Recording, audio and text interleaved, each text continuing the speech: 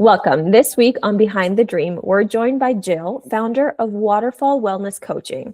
Jill empowers overwhelmed moms who feel like they're losing themselves in the demands of daily life, helping them create consistency, even when life feels unpredictable and ever-changing. Her mission is to bring a calm, steady flow to each day, like a waterfall, so moms can thrive with confidence and balance. What truly sets Jill apart is her powerful blend of professional expertise and lived experience. She's both a national board certified and Mayo Clinic certified, and she understands motherhood from every angle, having been both a working mom and a stay-at-home mom. From toddler years to college-age transitions, Jill supports moms in every stage, tailoring her approach to each woman's unique journey. Jill, welcome and thank you for being on. Yes, thank you. Thank you for having me. I'm so excited to dive into your story. So tell us a little bit about, from your own words, sort of like your business and what sparked it to really, inspire you to take this beyond, something that you felt was needed. Yeah, absolutely. So as you mentioned, I've been all kinds of moms. So I was a working mom. I worked in corporate banking for almost 15 years. As I was in corporate banking, I had my son. And when he was born, I went back to work full time. And when he was 3 years old, that's when I decided to take a step back from work and be a stay-at-home mom, which was amazing. I had my daughter during that time as well, so got to stay home with her when she was a baby. And as they got older and more independent and went to school, I through that time had just become really passionate about health, wellness, fitness. I suffered a lot with anxiety as a mom and the feeling of, am I doing this right? Am I good enough? Am I doing enough?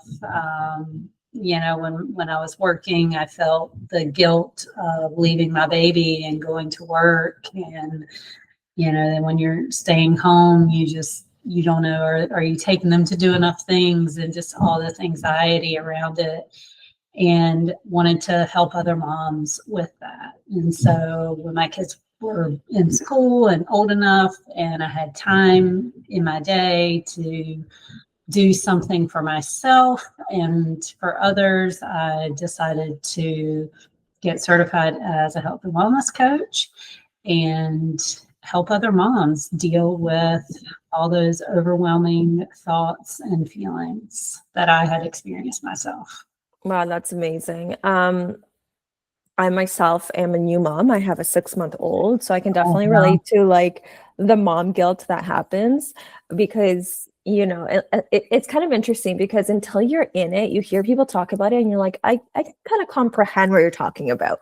But until you are a mom yourself, the level of that mom guilt creeping in, it's really hard, or maybe not hard, but I feel like we're not given the right tools on how to manage and kind of like not compartmentalize, but more so like, I don't even know what the right words are. It's like you kind of are like, the guilt is there and it's always going to be there, but it's just being able to sort of be like, okay, but it's not the end of the world. And like, I am doing enough, So I don't know if maybe you want to talk a little bit about that, because I think that's something that a lot of moms, whether they have month-old babies or older kids, kind of go through that of this, almost like your experience yourself, like, does it make sense to leave the corporate 9-to-5 world? Does it make sense for me to be spending time building a business when I could maybe be doing more for my kids or my household and all these things? Yeah, well, congratulations on your baby, first of all. That's amazing.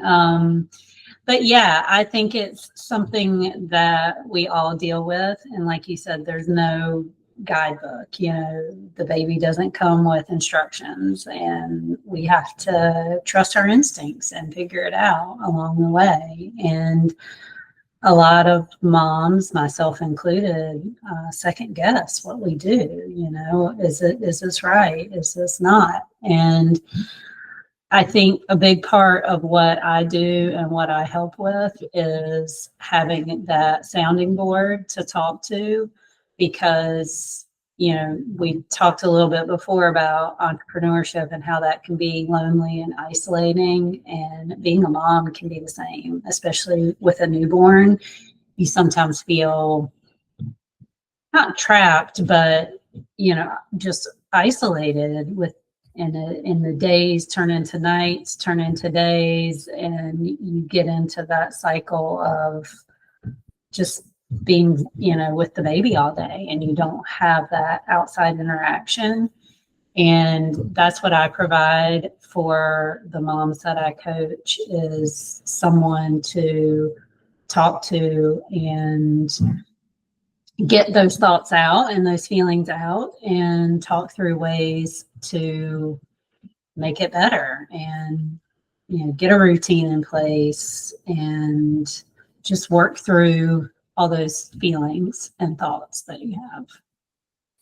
Yeah, I think you're spot on with what you're doing, because it really is about having sort of that support that gets it. A lot of the times, whether we're talking about motherhood or even just like entrepreneurial world, whatever industry you're in, if you're listening to this, it's like, you could ask your partner a question about your business, but they don't necessarily have the best answer, because they don't know unless they're in it. It's like the same thing for motherhood. Unless like you're in it and have experienced it, might not be the best answer.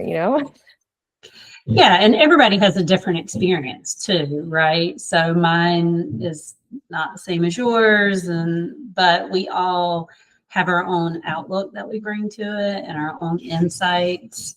And I feel like just sharing with other moms and just having that community and connection is so important, because someone else may share something that maybe you didn't think of, and just having that interaction is really valuable. Absolutely. What would you say is maybe one of the most common problems or questions or things that come up with your clients, and how do you help them through it? Can you share some tips?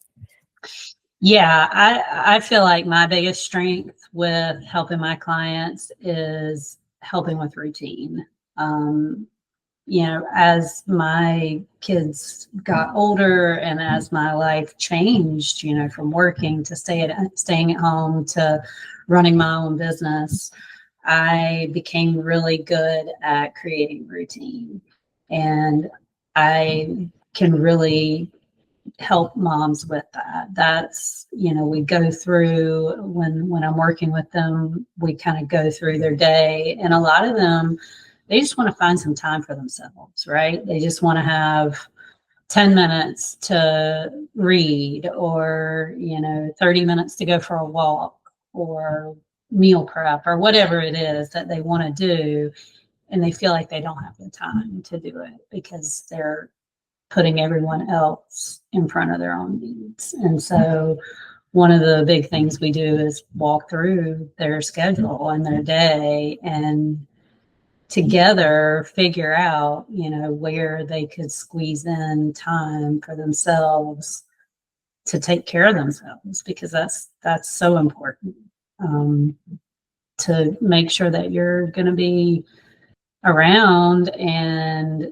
happy and able to take care of your kids, and not feeling resentful or frustrated because you aren't taking time for yourself.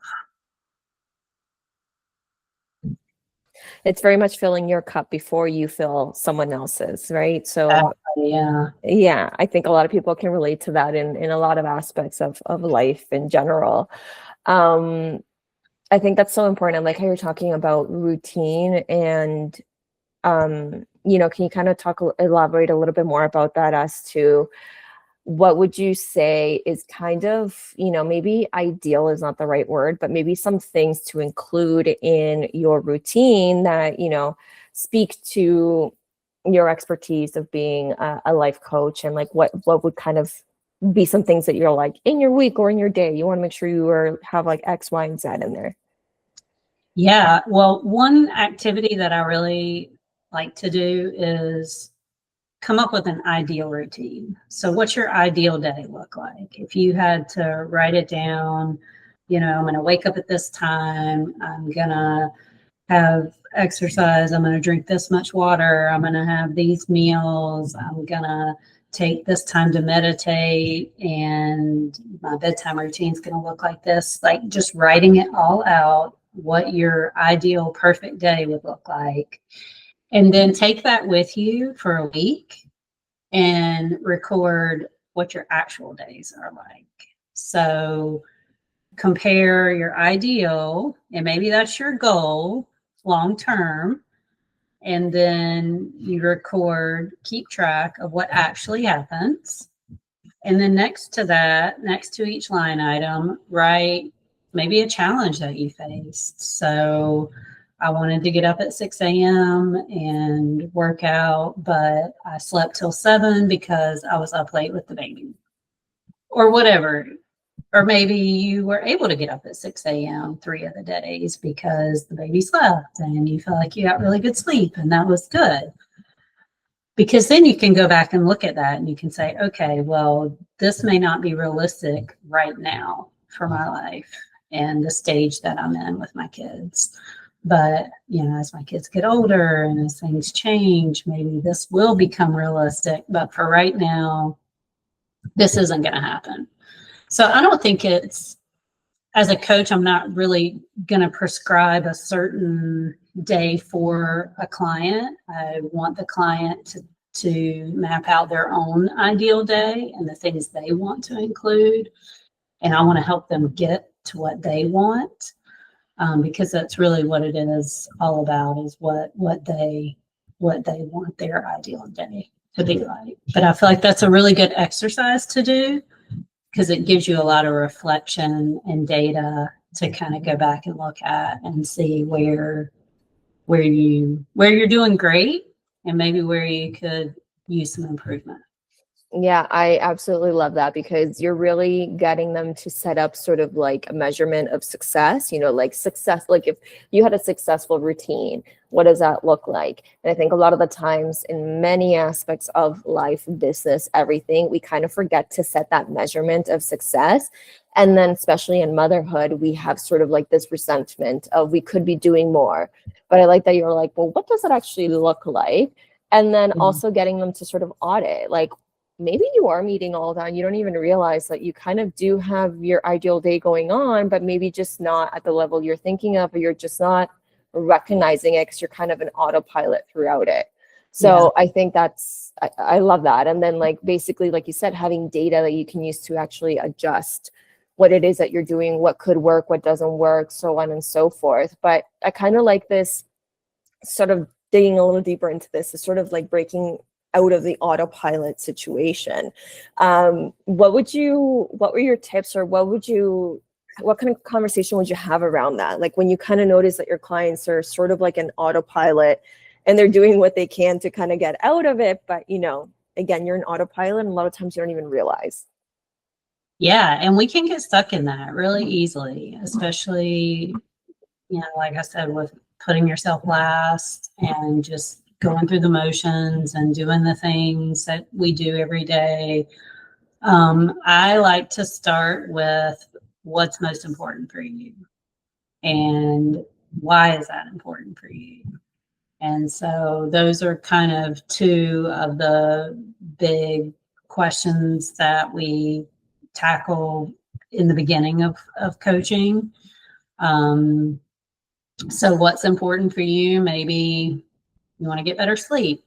Okay, why is that important? Because I know when I sleep better, I'm a better mom and I'm not as snappy. I have more patience.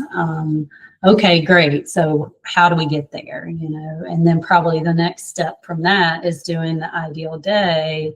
My ideal day would be I get up at this time, I do these things, and I get to bed at this time. Okay, well, let's try that out for a week. Next week, when we meet again, let's see how that went and make adjustments from there. And I also recommend working on one thing at a time. A lot of times you'll see these programs out, like 75 Hard, for example, where they have you doing all these different things, and that's too much, right? That's so overwhelming. I don't know how anyone can be successful with that. It's it's a lot. So I Yeah. also recommend working on one thing at a time. So if sleep's your number one thing, let's work on that. Let's get that down. And then maybe we move on to nutrition or meal planning or whatever it is, whatever your next step is. But one thing at a time. Yeah. Mhm. I love that. I like that you're saying that because it's very true. I feel like almost as society, we're a little bit more programmed to like multitask and try to get it all done. But when you're breaking habits and building new ones, you can't really add like 20 things at once to try to break and do. Like it's not really obtainable. Yeah. Yeah. Yeah. So I kind of want to take a little bit of a little turn in our conversation and talk about your journey as an entrepreneur because you mentioned that you were in the corporate 9 to 5 world. You had Mhm. a kid, which put you into your maternity. And then after that, you decided, I don't think I'm going back there. And then No. started your business. Can you walk us through what that was like to build your business around, motherhood and also I guess sort of like either breaking the 9 to 5 habits or how you used sort of like the 9 to 5 to help in your business? Yeah. Yeah. The 9 to 5 I did for a long time. When I left it, I did not really miss it. I did feel like the first week or so, I felt like I was doing something wrong. I'm like, oh my gosh, I'm supposed to be at work but I did miss the people. And that's kind of one thing about entrepreneurship that is a lot different than corporate because I'm not going into an office every day. I'm not having that interaction with coworkers. But starting my own business was hard. It was not easy. You're the IT department, you're the HR department, you're marketing, you are everything. And I didn't really have any training in any of that. So I learned how to coach, but I did not learn how to run a business. And I had to teach myself all of those things. So that was a big challenge for me. I think what I did learn in corporate world that I brought to my own business is being detail oriented. That's a big strength that I have.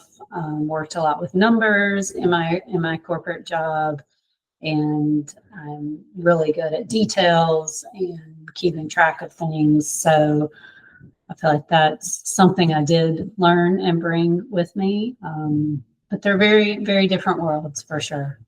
Yeah, and I like what you mentioned that it's like you learned how to coach, but not necessarily how to run or have a business, which is a little bit, it's different. And I think a lot of the times as entrepreneurs, we start a business because we have a skill or a need or a want or a passion to serve, which has nothing to do with actually running a business. And then once you get into it, unless you have some sort of exposure to what that is, a lot of the times it's terrifying because you're wearing a lot of hats. There's a lot of things that you don't know until you go through it, or if you have a mentor that can kind of guide you and be like, listen, these are the lessons that I've learned that I would rather you not learn. So here's what you need to know to kind of fast forward this part of the ugliness, With that said, if you were to start it all over again, like knowing what you know now about your business, what would you do differently?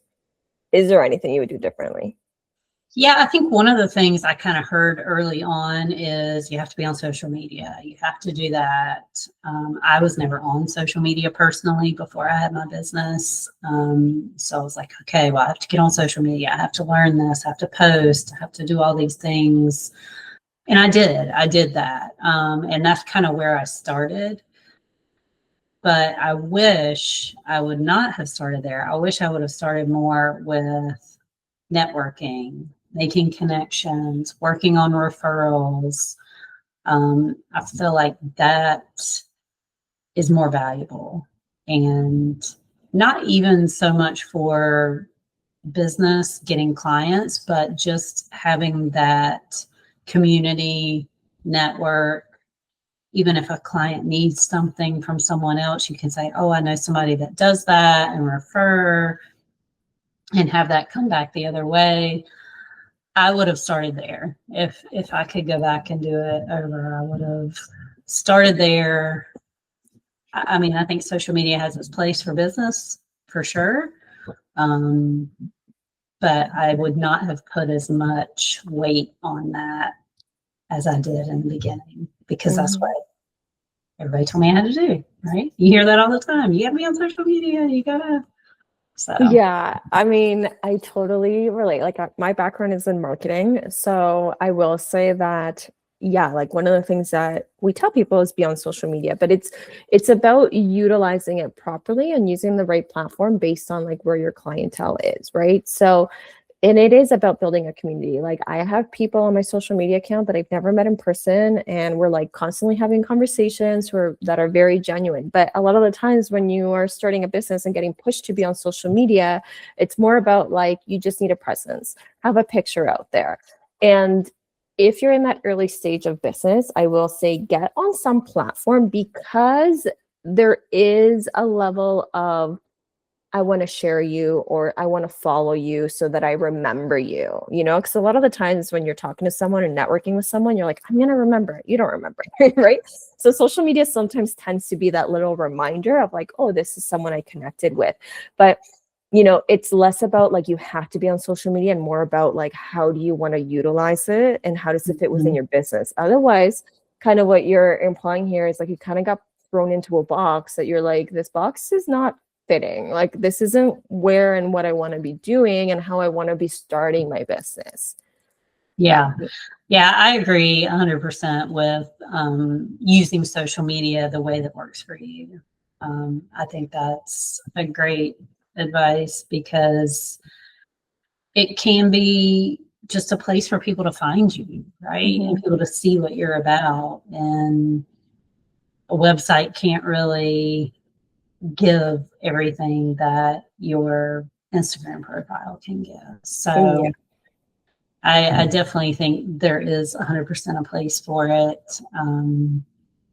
And depending on your business too, right? So a coach would be different than a bakery or something, so it's all depending on your business and what you're looking to get out of it. For sure. And I love that you're saying that for you wasn't the right place to be, and you wanted your business to be built more on community. Because I think like what we're saying here is don't get trapped into what you're seeing everyone else do to start their business. Like really think about what is it that you want out of it, because basically what you're saying is if you could do it again, you would just start building communities and building that network of people and, build that referrals versus like just be on social media and hope people find you kind of thing, right?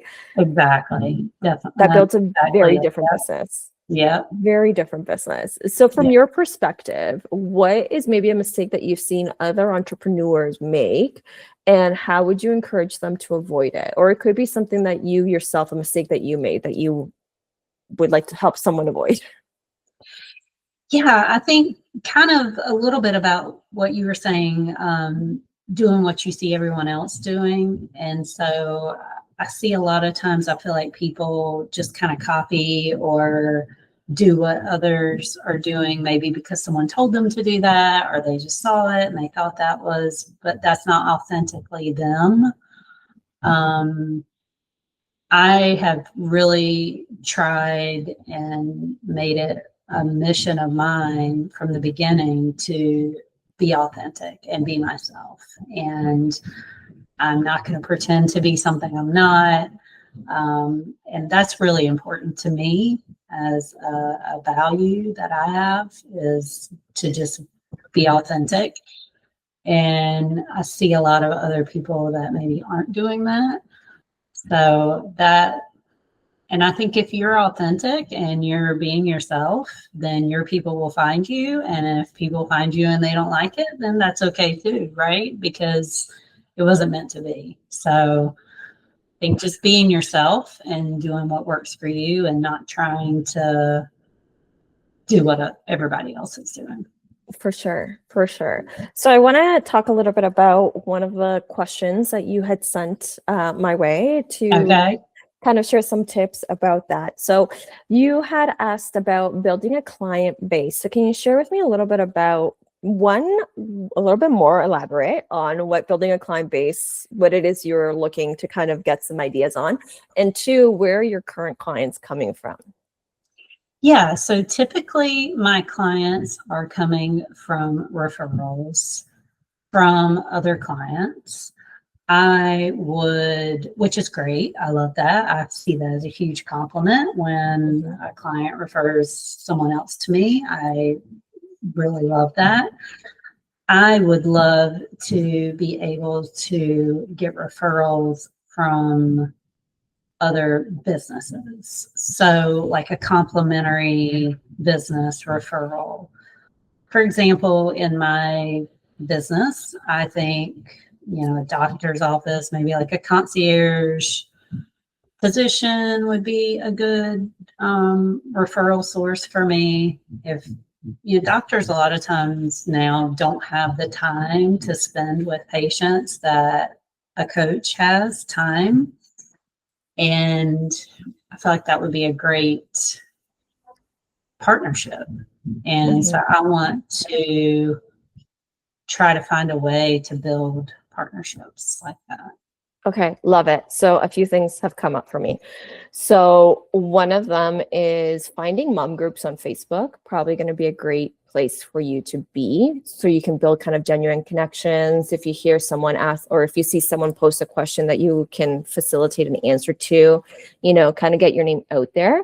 And there's also a lot, at least here in Ontario and Canada, there are a lot in real life mom groups where they get together and they meet at a coffee shop.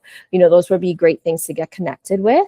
The doctor office thing I think is great if you feel like there's a gap there that you can fill. And the way that you can maybe do that is through a workshop. So asking, any of these groups or even the doctor office, come up with maybe 2 or 3 topics about a workshop that you think would be beneficial, that doctors are getting asked a lot. And say, hey, I would like to host a workshop, in collaboration with your office. We'll do it virtually if that's what makes sense, on the topics, any of these 3 topics, which I know come up a lot in your appointments. And then that would build a beautiful relationship because they're basically going to expose you to their patients. And, that everyone that's coming has that question, because otherwise it wouldn't be there. And then throughout your presentation, you want to drop things like I help clients with, and give some case studies. And then towards the end, at some point, maybe offer something for free, which could be like, let's get on a one-on-one 15-minute, 30-minute call. And so that way people can book you directly on there. But I think that's a great way to kind of build that referral source. Unfortunately, it requires like some cold messaging. Unless you know someone that's a doctor or in one of these groups, or that can refer you and kind of give you that in. But I think kind of offering a workshop, especially based on what you're telling me, that it's like, I know that they're getting asked these questions and I know that they have no time to answer it, so they can just point them my way, and that could be this workshop. And eventually you could build that as something that's, you could record it and then put it on a website or something that is gate kept, in the sense that, like, unless someone has the link, they can't access it. And that can be something that doctors pass on. So then now you have an ongoing referral source through this doctor's office without you having to give your time for it every single time. Yeah, I love that idea. That's a great idea. I actually have someone local in mind that I've been wanting to reach out to. And I think that's a great kind of angle to have with, the workshop idea, because they probably would love to have someone come in and talk to their patients about a topic. And I've done quite a few presentations. I have a group. I do a group coaching call monthly. And so I've got some presentations already prepared that I could either use one of those topics and modify it a little bit, or if they have a completely different topic. I think that's a great in. And then you could eventually offer to do workshops for the actual physicians, for the actual doctors on different topics. And then, you can kind of build that relationship on like, what do you need to be able to help your patients? Like, do you need flyers on these topics? Do you need pamphlets on these topics? And then you can kind of like build that relationship further. And then they will be such an amazing referral source that will be endless. Anyone that walks through those doors that's having a kid knows about you, Yeah.